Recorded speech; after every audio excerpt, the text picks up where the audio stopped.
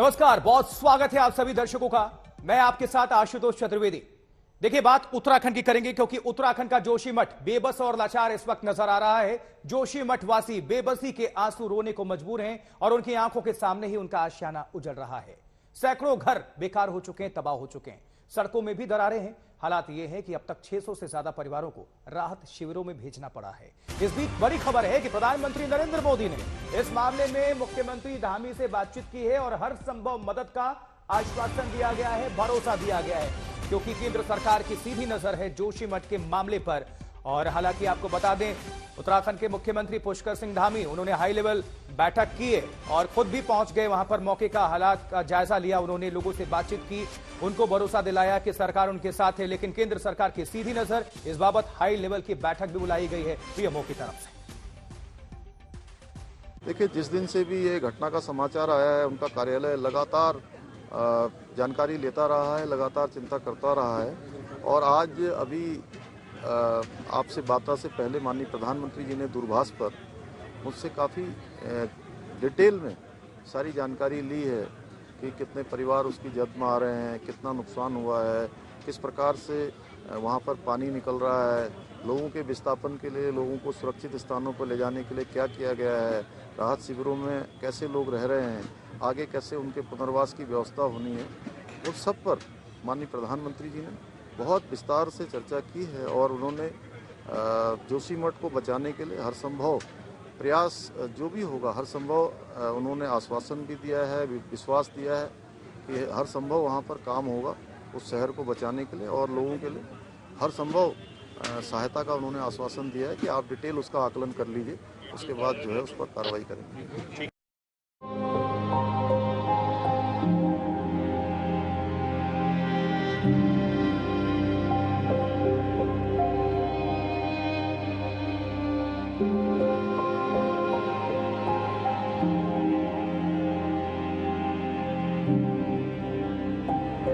आंखों के सामने बना बनाया आशियाना उजड़ रहा है। हम लोग रोड पे हो चुके हैं, हमारे पास कुछ नहीं है।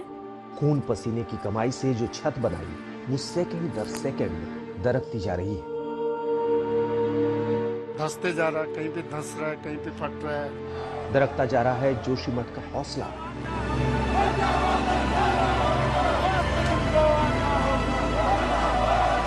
पूरा ये घर टूट गया है हमारा, जो कि हम वहाँ दोबारा कभी जा ही नहीं सकते। टूटती जा रही है हिम्मत, सदियों की गलतियां वर्तमान भुगत रहा है। इस मंदिर को हम मानते हैं बहुत, ये टूट गया है, हमारा मन ठीक नहीं है यहाँ पे। जोशीमठ रो रहा है, ना सड़कें महफूज है, ना इमारतों की दीवारें और छत।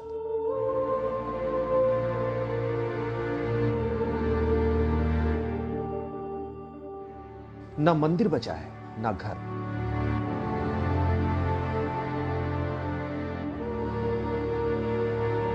सालों पुराना मंदिर है हमारा ये, और इतने टाइम से हम इन्हें पूज रहे हैं, देख रहे हैं। कल दीवा भी लगाया था, जब यहाँ पे थे दीवा भी लगाया था। तो किस किस तरह से हम इस मंदिर को हम मानते हैं बहुत। ये टूट गया है, हमारा मन ठीक नहीं है यहाँ पे। टूटने के बाद भी आप कल तक दिया जला रही थी। हाँ, यहाँ पे दीवा जलते हैं हमारे यहाँ पे। आर्टिकल भी टूट रखा है हमारा, बिल्कुल भी मन बिल्कुल खराब हो चुका है। पहाड़ की जमीन जैसे जैसे खिसक रही है, वैसे वैसे यहाँ के बाशिंदों की हिम्मत जवाब दे रही है। पुरखों ने कुदरत की इस गोद में आशियाना बसाया था, खुशहाल भविष्य के सपने संजोए थे। तब से कई पुश्तें यहाँ रहती चली आई हैं, लेकिन अब जोशीमठ के कुछ हिस्सों पर ऐसा संकट आया है कि कुछ भी सुरक्षित नहीं।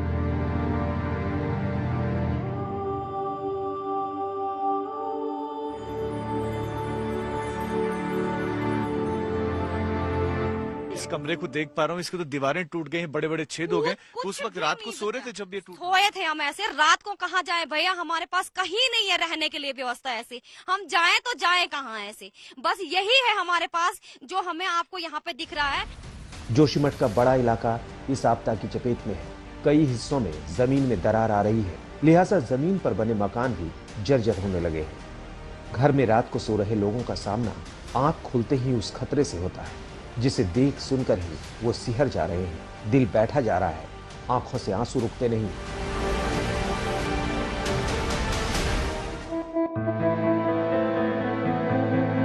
क्या करें, कहां जाए, किससे गुहार लगाए कि बचा लो जोशीमठ को, बचा लो बद्री विशाल की इस पावन नगरी को।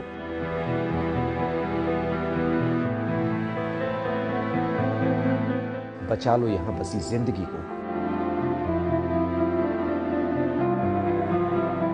हमारे पास कुछ भी नहीं है और यहाँ पे है मेरे जिठानी लोग रहते हैं। मनोज नाम है मेरे जिठानी का लड़के के नाम। उसका छोटा बच्चा हुआ है, उसने किसी के घर पे रखा हुआ है स्कूल में। अभी स्कूल में हम बड़े बड़े लोग जा रखे हैं, बच्चों को हमने स्कूल से हमने कहा यहाँ बीमार पड़ जाएगा बच्चा ऐसे, तो इसलिए हमने कहा कहीं रह ले स्कूल में। ऐसे घर की हालत देखो पहले ऐसे, और इधर भी वो पूरा टूट चुका है ऐसे, ये भी इसमें कुछ बचा नहीं है ऐसे। सीएम धामी आए थे तो उनके सामने उम्मीदों के आंसू बहे। लोगों ने हाथ जोड़ा, गुहार लगाई।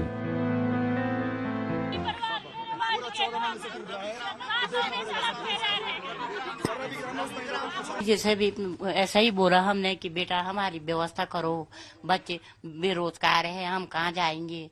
जो पैसे थे हमने हमारे कमाए हुए वो तो हमने मकान पे जमीन खरीदी, मकान बनाया, वहाँ दे दे, वहाँ लगा दे। 23 साल से यहीं रह रहे थे। लोगों की उम्मीदें हैं कि इस मुश्किल घड़ी में सरकार कुछ करेगी। संकट पर सरकार की नजर भी है। जिन मकानों में दरारें आई, वहां के लोगों को राहत कैंपों में भेजा जा चुका है, लेकिन अभी भी वो लोग सदमे में हैं कि आखिर कब तक इस हालत में जिंदगी कटेगी। पूरा ये घर टूट गया है हमारा, जो कि हम वहाँ दोबारा कभी जा ही नहीं सकते, ना ही उसको कुछ रिपेयरिंग कर सकते हैं उस मकान की। और यहाँ पे तो रखे हम, हमारे मतलब सिर्फ रहने की व्यवस्था तो हमारी कर ली है, लेकिन और वैसा अभी यही है कि हम जितना हमारा घर बड़ा था, अपने घर में हर चीज की सुविधा थी, तो उतना यहाँ पे हमारा एडजस्ट नहीं हो पा रहा है। जोशीमठ के जिन हिस्सों में यह आफत टूटी है, वहां का हाल देखने आज तक की टीम पहुंची है। ये किसी एक घर का हाल नहीं, कई घरें अब रहने लायक नहीं है। दीवारें बिखर चुकी हैं, फर्श में मोटी दरार डरा रही है।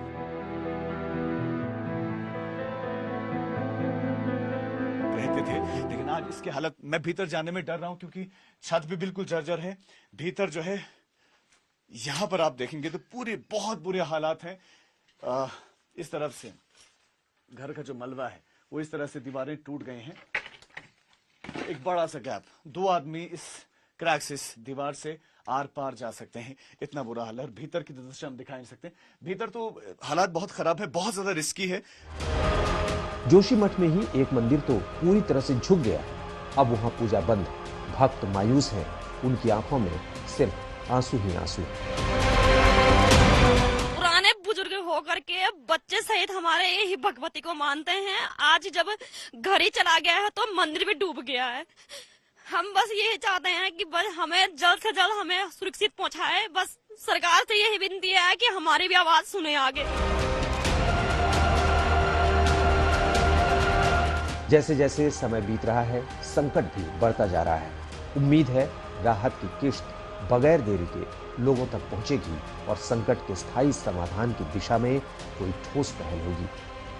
कमल नयन सिलोड़ी और अमित भारद्वाज के साथ राजीव ढोंडियाल, जोशीमठ आज तक। जोशीमठ का संकट नया नहीं है। करीब 40 साल पहले ही इसकी आहट हो चुकी थी और अब विनाश बढ़ा है तो फिर जोशीमठ की याद आ गई। सवाल है कि आखिर क्यों जोशीमठ को ये दिन देखने पड़ रहे हैं? कैसे दिनों दिन ये संकट गहराता चला गया? एक खास रिपोर्ट, स्पेशल रिपोर्ट।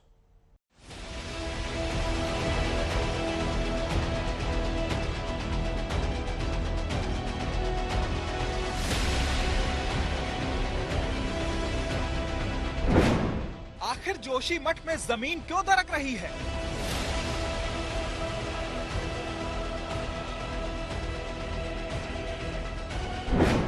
कैसे बढ़ता गया जोशीमठ का संकट?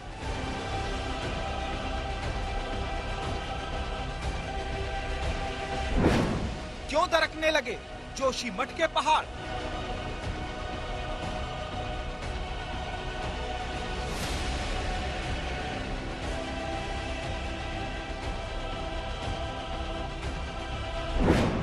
जोशीमठ की नई आपदा का गुनहगार कौन?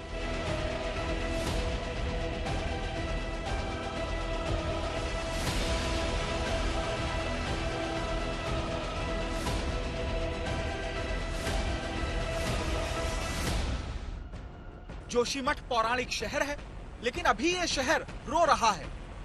यहाँ हर कोई खौफ में जी रहा है। संकट ऐसा है कि कोई उपाय नजर नहीं आ रहा।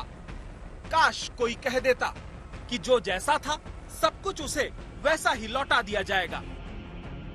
रात को न तो सो पा रहे हैं न दिन को खा पा रहे हैं, लेकिन यह है कि सुबह क्या होगा, किस स्थिति में होगी, बहुत बेचैन। और छोटे छोटे नाती पोते हैं, इनको लेके जाऊं या अपने आप को संभालो। किस तरह से दरार बढ़ रही है यहाँ पे? इतने बढ़ रही है कि जमीन धस रही है और उसका गैस ऊपर से करीबन 1 हाथ से ज्यादा। ये देखने वाली चीज है, यहीं पर है।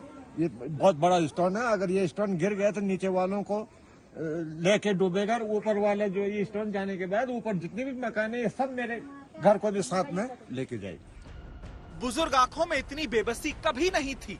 पहाड़ों की जिंदगी हमेशा खुशहाल रही है, लेकिन अब जोशीमठ का दर्द मानो अंतहीन है। यहाँ के कई इलाके इस ताजा संकट पर बेबस हैं। मुख्य रूप से मनोहर बाग, रविग्राम, गांधीनगर, मारवाड़ी वार्ड, गौरंग, होसी, परसारी, जिरोमेड और सिंहधार के इलाके में सबसे ज्यादा खतरा है। ये हालत है यहाँ के कमरे के भीतर की। ये इस वक्त की दशा है कि जो फर्श है वो पूरी तरह टूट चुका है। फर्श पूरी तरह टूट चुका है। दीवारों में बड़ी बड़ी दरारें हैं। ये छत कब नीचे गिर जाए कुछ कहा नहीं जा सकता। सामने की अगर आप दीवार देखें तो वो झुकी हुई है। जानकार कहते हैं कि जोशीमठ के इस संकट की मुख्य रूप से 3 बड़ी वजह हैं। पहला ये कि जोशीमठ का भूस्खलन के मलबे पर बसा होना। दूसरा ये कि जोशीमठ का भूकंप के सिस्मिक जोन 5 में होना। और तीसरा जोशीमठ में लगातार पानी का बहाव जो चट्टानों को कमजोर कर रहा है। असल में जोशीमठ में विकास के नाम पर विनाश की नींव रखी गई। विकास करने के लिए खिलवाड़ किया जाता रहा। 1975 में बनाई गई मुकेश मिश्रा कमेटी की रिपोर्ट कहती है कि जोशीमठ रेतीली चट्टान पर स्थित है। यहाँ की तलहटी में कोई बड़ा कार्य नहीं किया जा सकता। बड़े बड़े निर्माण और खनन नहीं किए जा सकते। अलकनंदा नदी किनारे सेफ्टी वॉल बनाई जाए। यहाँ बहने वाले नालों को सुरक्षित किया जाए। लेकिन हुआ क्या? जोशीमठ को कथित रूप से विकसित करने की प्रक्रिया बेरोक टोक जारी रही, जिसका नतीजा सबके सामने है। जो था वो तो गया। अब रेनर क्या है, रो रो कर जमीन मकान 5 कमरे बना, लेटरिन बाथरूम, देव देवताओं के मंदिर, वो तो सारा चला गया। अब रे क्या रखा हमारे? क्या कहेंगे? आपके पास भी ये धरती माता जाने क्या हो रहा है, कैसा क्या हो रहा है। हमारे तो रो रो कर आंखें बंद होगी। पहले भी विशेषज्ञ कह चुके हैं कि जोशीमठ भूस्खलन के मलबे पर बसा हुआ शहर है। यहाँ सतह पर चट्टान कम और मिट्टी ज्यादा है, लिहाजा ड्रेनेज सिस्टम ठीक नहीं होने की वजह से ये संकट और बढ़ा है। जब लैंडस्लाइड है उस पे आप स्ट्रक्चर बना रहे हैं, 3-3, 4-4 मंजिल की बिल्डिंगें खड़ी कर रहे हैं और साथ में जो है ड्रेनेज की प्रॉपर व्यवस्था नहीं है। हो क्या रहा है कि वहाँ पे टूरिस्ट भी आता है, जो लोग अपने गांव छोड़ करके जोशीमठ में बस गए हैं वो लोग भी वहाँ पे हैं। पानी का इस्तेमाल सब करते हैं। वो पानी कहाँ जा रहा है? जमीन के अंदर जा रहा है। जमीन के जब वो अंदर जा रहा है तो वो भू धंसाव तो करेगा ही ना। सरकार अब संकट की वजह की तलाश में जुटी है। टीम बनाई जा रही है, रिपोर्ट मांगी जा रही है। लेकिन एक बात तो तय है कि सब कुछ ठीक करना इतना आसान नहीं है। कमल नयन सिलोड़ी और अमित भारद्वाज के साथ राजीव ढोंडियाल, जोशीमठ आज तक। बिहार में जातिगत जनगणना की शुरुआत हो चुकी है और इस दौरान लोगों की जाति की जानकारी मांगी जाएगी और साथ ही लोगों की आर्थिक स्थिति की भी पूरी रिपोर्ट तैयार की जाएगी। बिहार के मुख्यमंत्री नीतीश कुमार इसे बड़ी पहल बता रहे हैं और पूरे देश में ऐसी जनगणना को जरूरी बता रहे हैं।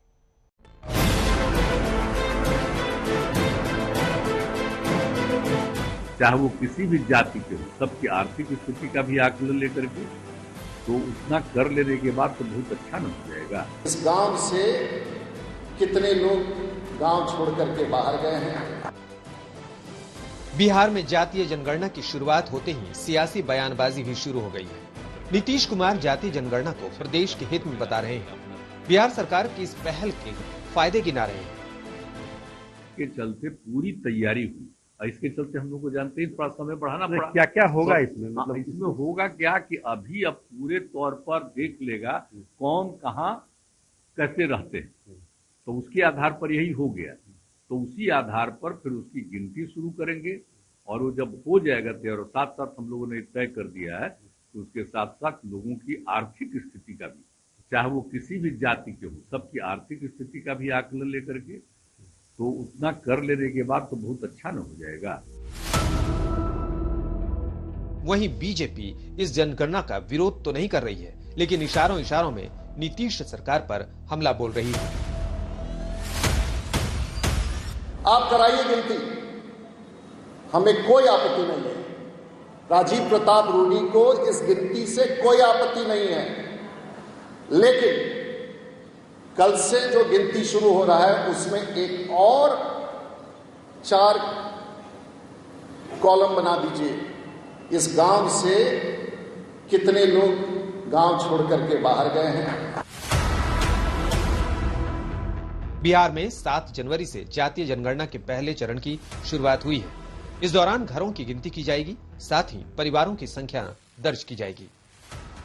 7 जनवरी से ये काम शुरू हुआ है और 7 जनवरी से लेकर अगले 15 दिनों तक बिल्डिंग की लिस्टिंग की जाएगी। जो घर है उनकी लिस्टिंग की जाएगी और जो परिवार है उनकी भी जो है लिस्टिंग की जाएगी। और आप यहाँ देख सकते हैं बैंक रोड पे ये जो अपार्टमेंट है इसकी लिस्टिंग कर दी गई है। पहली संख्या इसको दी गई है 01, आप देख सकते हैं पहला नंबर है। और यहाँ से जो है इस अपार्टमेंट है, ये जो पूरा अपार्टमेंट है इसकी लिस्टिंग यहाँ पर हो गई है। जनगणना का दूसरा चरण 1 अप्रैल से शुरू होगा। तब हर एक शख्स से जाति और उसकी आर्थिक स्थिति पर सवाल होगा। अभी तक हम लोगों को जो नोन है लगभग 204 जातियां हैं जिनकी सूची प्राप्त हुई है और उसके आधार पर हम लोग प्रोसीड कर रहे हैं। और अगर अन्य कोई जाति आती है, उसका कोई साक्ष्य रहता है, प्रमाण रहता है, तो उसको भी हम लोग नियमानुसार उसमें शामिल होंगे। मुख्यमंत्री नीतीश कुमार का दावा है कि वो जनगणना की रिपोर्ट को केंद्र सरकार को भेजेंगे और इस आधार पर केंद्र से पूरे देश में जातीय जनगणना की मांग करेंगे। तो अपना राज्य में जो हमको ताकत है जितना भर तो हम लोग कोशिश करेंगे ही करने का, सबके विकास का काम करेंगे, जो भी करेंगे, लेकिन केंद्र का तो जिम्मेवारी है पूरे राज्य को न बढ़ाने का। उधर राजीव प्रताप रूडी सरकार की मंशा पर सवाल उठा रहे हैं। सरकार की इस पहल के पीछे जाति वाली राजनीति की आशंका जता रहे हैं।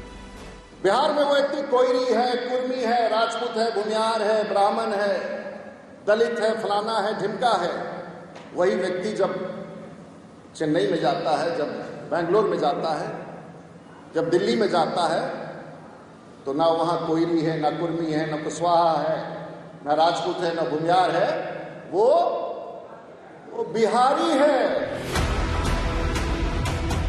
बिहार में जातिगत जनगणना की मांग का हर दल ने समर्थन किया, जिसके बाद ही नीतीश सरकार का ये एजेंडा आगे बढ़ा। आरजेडी इसे बेहद पुरानी मांग बता रही है, केंद्र से ऐसी ही जनगणना की मांग कर रही है। और क्या ही बेहतर होता कि अगर भारत सरकार जो है वो सेंसस करा देती। ये सबका डिमांड है, पुराना डिमांड है।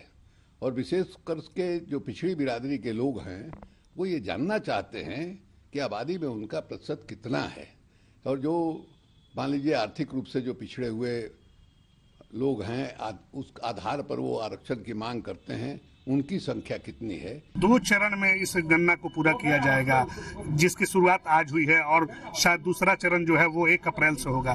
तो ये दोनों चरण में क्या क्या होगा? देखिए, पहले चरण में मकान और प्लस भवन की गणना की जा रही है 7 तारीख से 21 तारीख तक, और उसके बाद इसको पोर्टल पे चढ़ाया जाएगा। पोर्टल पर चढ़ाने के बाद ऐप के माध्यम से प्रगणक हमारे जो एक्चुअल संख्या है और जाति है और उसका आर्थिक स्थिति है वो उसको उसमें अंकित करेंगे। बिहार में 30 अप्रैल तक जातिगत जनगणना का काम पूरा हो जाएगा, जिसके बाद रिपोर्ट का इंतजार होगा। हालांकि इस जनगणना से बिहार से शुरू हुई सियासी लड़ाई पर केंद्र से लेकर अन्य राज्यों में जबरदस्त वार पलटवार होगा। पटना से रोहित सिंह के साथ सुजीत झा, आज तक।